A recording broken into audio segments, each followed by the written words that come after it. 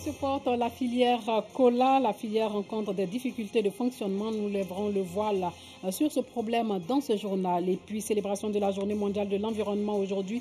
Objectif à développer les bases nécessaires pour éclairer l'opinion publique et donner aux individus, aux entreprises et aux collectivités le sens de leurs responsabilités en ce qui concerne la protection et l'amélioration de l'environnement. Bonsoir et bienvenue dans le journal. La filière cola fait face à des difficultés. La direction de l'Intercola, plateforme des coopératives de producteurs, de transformateurs et de commerçants de la noix de cola, fait l'objet de contestations. Les acteurs de la noix de cola dénoncent un dysfonctionnement dans la mise en place des structures techniques pour la bonne marche de la filière. Le reportage de Kader Sogodougou.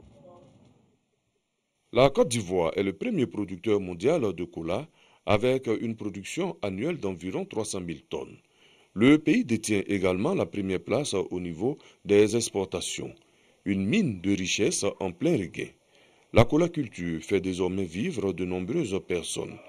Elles sont classées en 3 grands groupes, les producteurs, les acheteurs et les industriels. Après environ une décennie de calme, la filière cola connaît quelques dissensions. Il y a une mauvaise gestion. On n'applique pas les textes. Et ce qui est plus grave, nous avons des difficultés administratives. Les démons de la division se sont emparés de la cola. En cette période de coronavirus, si nos opérateurs se délocalisent en Guinée, ça va être une catastrophe économique.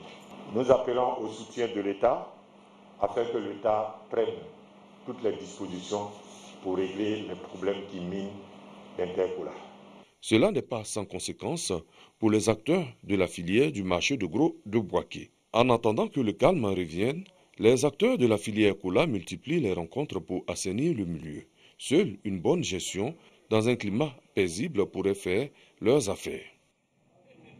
C'est la journée mondiale de l'environnement. Aujourd'hui, l'Organisation des Nations Unies, consciente que la protection et l'amélioration de l'environnement est une question d'importance majeure qui affecte le bien-être des populations et le développement économique à travers le monde, a désigné le 5 juin, journée mondiale de l'environnement. Le thème de la journée mondiale de l'environnement est la biodiversité, un appel à l'action pour lutter contre la perte accélérée d'espèces et la dégradation du monde naturel. 1 million d'espèces végétales et animales sont menacées d'extinction, en grande partie à cause des activités humaines. Cette journée nous invite donc à repenser la manière dont nos systèmes économiques ont évolué et l'impact qu'ils ont sur cet environnement. Depuis le mercredi 3 juin dernier, la préfecture de San Pedro organise des convois pour le départ des étudiants pour Abidjan où les cours ont déjà repris. À ce jour, ce sont 280 étudiants qui sont retournés à Abidjan. Sam Kona a assisté à des départs. Alida Nguessa Afoué, tout comme bon nombre d'étudiants bloqués depuis à San Pedro pour cause d'isolement d'Abidjan, a enfin l'occasion de se rendre dans la capitale économique pour la reprise des cours dans l'enseignement supérieur. Ça fait maintenant 2 mois que je suis là. Je cherchais un moyen pour rentrer sur Abidjan. Et par la grâce de Dieu, on a eu ce convoi. Ça me fait plaisir. Depuis mercredi dernier, ils sont nombreux à prendre d'assaut les cars stationnés dans la cour de la préfecture. À l'appel de leur nom, les étudiants reçoivent du gel pour désinfecter les mains, puis un cache-nez remis à chaque voyageur. Une organisation saluée par ses étudiants. Là, nous sommes dans les cas, tout est bien organisé. Là, j'espère bien que nous allons bien rentrer et aller travailler encore pour nos études. Ce convoi pour le départ des étudiants est une initiative de la préfecture des régions et le préfet Koulibaly Ousmane a tenu à assister en personne à ces départs pour constater la bonne organisation. Sur la recommandation du gouvernement, il était important pour nous de pouvoir accompagner ces étudiants-là. J'ai tenu à leur signifier qu'il faut qu'ils continuent de respecter les mesures barrières et arriver à Abidjan, qu'ils continuent sur la même voie afin de poursuivre de bonnes études. À ce jour, 280 étudiants ont pu regagner Abidjan. D'autres convois sont prévus dans les jours à venir. Ici à Abidjan, la mosquée des cités du lycée technique, c'est dans la commune de Cocody, a ouvert ses portes aujourd'hui pour la prière du vendredi après 2 mois de fermeture du fait de la maladie à coronavirus. Et ce, dans le respect des règles de lutte contre la pandémie. Binto Pekele, Clément Boko. Cocody, mosquée des cités du lycée technique. À l'entrée, lavage des mains ou utilisation du gel hydroalcoolique obligatoire. Une note pour délimiter les entrées. À l'intérieur, l'imam Mohamed Lamine Kouyaté fait son serment de reprise de la prière de vendredi, porté sur la Covid-19 après 2 mois d'interdiction. Il faut prendre, n'est-ce pas, les mesures, mais il faut continuer de vivre. Parce que si nous arrêtons de vivre, ça va nous créer encore plus de problèmes. Mais nous devons vivre avec les mesures barrières. Voilà pourquoi aujourd'hui nous reprenons le sermon après des mois. Parce que nous avons réfléchi, qu'est-ce que nous devons faire? Comment nous devons revivre avec cette maladie que nous ne connaissions pas? Les fidèles portent chacun un cache-nez. Ils sont assis à 1 mètre de distance et sur un tapis personnel. Malgré toutes ces barrières, ils sont heureux de revivre la prière de vendredi. Parce que moi je travaille à Cocody ici, donc durant ces 2 mois, je n'ai pas pu avoir la prière de Jouan. Donc c'est avec une très grande joie que je suis content d'être là aujourd'hui. Nous ne prions pas. Aujourd'hui c'est un jour saint. Si nous avons pu faire la prière de vendredi, je suis très heureuse. Je pense que si nous reprenons, avec l'espoir que cette pandémie-là se recule, vraiment ce sera une très bonne chose. Alors comme ça, on va pouvoir reprendre notre vie normalement. Bon, peut-être on fera attention. Visiblement heureux de retrouver ses fidèles, l'imam les invite à maintenir le suivi des mesures barrières de lutte contre la pandémie. Remercier Dieu qui nous a permis de regagner nos mosquées. Et aussi donner de l'espoir à ceux qui nous écoutent à travers la parole de Dieu. Et leur dire que, quelle que soit la difficulté, viendra la facilité. Nous aspirons à une communauté en bonne santé. Nous aspirons à des enfants en bonne santé. Et nous aspirons à pouvoir surmonter l'épreuve du Covid-19. Et cela ne peut pas se faire sans des sacrifices. Seuls 200 fidèles devront prendre part à la prière du vendredi dans chaque mosquée. La communauté musulmane des cités du lycée technique a fait des prières pour endiguer la maladie du coronavirus. Un café de Kuala Lumpur propose à ses clients des gâteaux en forme de rouleau de papier toilette. Un clin d'œil aux récentes ruées sur ce produit, vous vous souvenez, engendré partout dans le monde par la peur du coronavirus. L'établissement vend près de 50 en semaine et 80 les week-ends.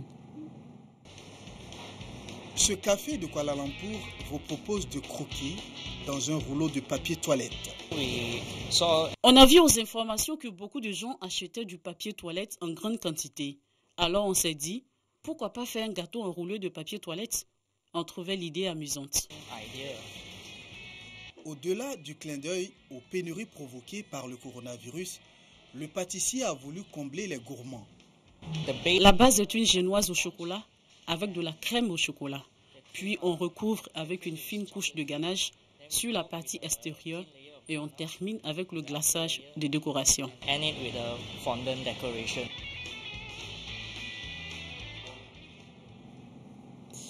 Sipilou a mal à ses routes, ce qui fait de ce département de l'ouest du pays, à la frontière de la Guinée, l'un des départements les plus enclavés de la région du Tampi. Mais ce calgaire sera bientôt un vieux souvenir pour la population de cette localité. Demain 6 juin, le ministre de l'Équipement et de l'Entretien routier Amédée Kouakou va procéder au lancement des travaux de bitumage de l'axe Biankouman-Sipilou. Le reportage de Eve Bouy. Axe Biankouman-Sipilou, seulement 63 km à parcourir, mais que de tracas. Une route dégradée et très accidentée avec beaucoup de côtes, parfois vertigineuses. Les soucis sont multipliés en saison pluvieuse. Les désagréments pour les usagers sont quotidiens. Le jour où je venais, la voiture a dormi en cours de route. Il y a une côte quelque part là-bas. Je ne pouvais pas, donc la voiture a dormi. Je suis parti. C'est le lendemain, je suis venu chercher la voiture. Donc vraiment, l'état de la route, c'est pas trop ça, c'est impraticable. Bon, souvent quand il pleut là, la voie est coupée, on est obligé de faire soit demi-tour ou encore, bon, et puis appeler encore au secours en ville, soit à Biancouma ou bien à moi, on fait venir encore une autre ambulance pour pouvoir vous sécuriser. On passe au moins quelque chose de 5 heures, 6 heures du temps sur la voie. Alors, comme ça ne nous arrange pas. Des fois même pour profiter même des petits congés là, ça ne nous donne pas le courage même de profiter de ces congés. Tu ne peux pas faire un voyage supérieurement, il faut que tu vas au garage. Tous les camions, c'est comme ça. Le sol n'est pas cassé, coupé, va percer. Il faut problème quoi, chaque voyage. Problème.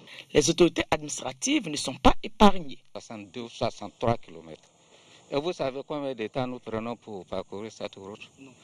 Au moins 3 heures de temps. Donc il n'y a pas plus grand problème que ça. Une situation qui agit négativement sur les activités économiques de cette zone. On peut faire des semaines même, la route est coupée. Si la route, il y a des côtes même pas possible. Les camions même peuvent faire presque une semaine en route. Donc vraiment, c'est terrible quoi. On a oublié d'aller payer choux, tomates, salades, les carottes, tout ça on a oublié d'aller payer à main. Donc quand on fait 3 jours sur la route là, ça se garde dans notre main. On paie, on ne gagne rien. Le camion tombe à nous sur la route. Actuellement, il y a pour un des reins. Toutes ces tracasseries feront bientôt partie du passé. L'axe Biancouma-Sipilou, c'est un axe qui sera bitumé. C'est un axe de 63 km qui sera bitumé. Il rentre dans un vaste programme de réhabilitation de 602 km de route. C'est un projet de 400 milliards, entièrement financé par l'État. Une très bonne nouvelle que les populations attendent depuis des lustres. J'aime ça. S'ils ont mis goudron, on va changer le camion aussi. Donc, si on fait route, ça va vraiment m'arranger. Si 3 heures attend ces nouvelles-là. Le jour que ça a commencé là, nous se sommes à danser.